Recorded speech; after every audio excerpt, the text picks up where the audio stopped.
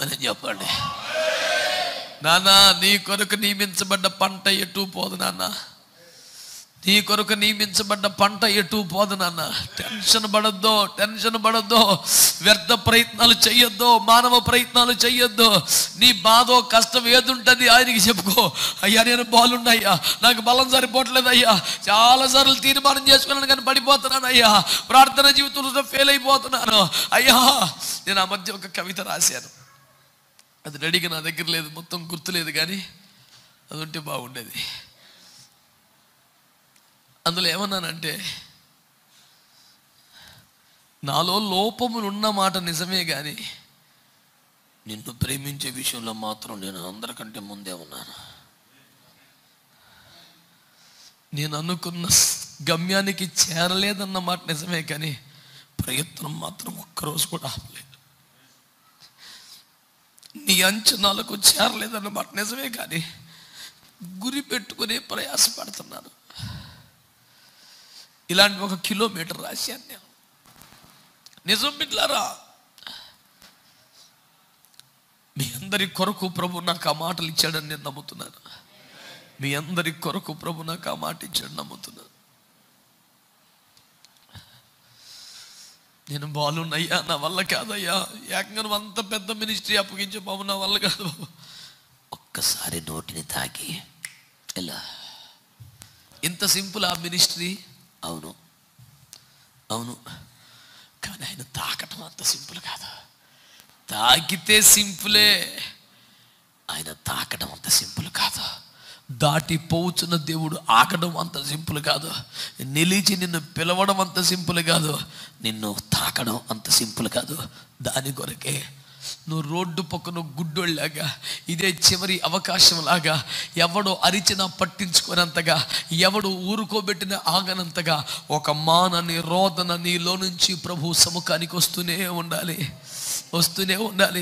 వెళ్ళిపోయే వాళ్ళు వెళ్ళిపోతున్నారు, నడిచే వాళ్ళు నడుస్తున్నారు, తినేవాళ్ళు తింటున్నారు, ఎగతాళి చేసేవాళ్ళు ఎగతాళి చేస్తున్నారు, తిట్టేవాళ్ళు తిడుతున్నారు, ఊరుకోబెట్టే వాళ్ళు ఊరుకోబెడుతున్నారు, ఆయన వస్త్రపు చెంగును ముట్టుకునే వాళ్ళు ముట్టుకున్నారు. ఎవడి ఏడుపాడిది, ఎవడి పన్నాడిది, ఇతని ఏడుపుతుంది. నీ చుట్టూ ప్రపంచం ఏమైపోతున్నా, నీ చుట్టూ జనం ఏమంటున్నా, ఏమైపోతున్నా, ఈ మాట నీలో ఉంటే ఏది దాటిపోని దేవుడా, నా కనికర సంపన్నుడా, నిత్యము విడనాడవు నీవు, తప్పక దీవిల్తూ. కీర్తనల గ్రంథంలో మాట చదివినప్పుడు, ప్రభువా నువ్వు నిత్యము మమ్మల్ని విడనాడుదువా, మన బొత్తిగా దిగనాడుదువా, లేదు నువ్వు మరలా మమ్మల్ని దర్శించేదవా అన్న మాట చదువుకున్నప్పుడు ప్రభు నాలో ఆ పాటను పుట్టించాడు. దేవునికి మహిమ కలుగునగా. దాటిపోని దేవునికి ఒక స్తోత్రం చెప్పండి. ఆగిపోని కేకలేసే కృప కొరకై స్తోత్రం చెప్పండి. మానని ప్రార్థన ఆత్మ కొరకై స్తోత్రం చెప్పండి. విసుగక ప్రార్థించే కృప కొరకై స్తోత్రం చెప్పండి. మై మరిచిపోయి ప్రార్థించే కృపకై స్తోత్రం చెప్పండి. ఎవరేమన్నా ప్రార్థన మానని ఒక ఆత్మ కొరకై స్తోత్రం చెప్పండి. వాళ్ళు పెరుగక మొర్ర పెట్టగలిగితే, ఆగక ప్రార్థన చేయగలిగితే, దాటిపోతున్న దేవుని కొరకు అంగలార్పు చేయగలిగితే, యేసు నిలచి వాని పిలచి పులకించిపోద్దు. నాకు ఆ పదాలు చెబితే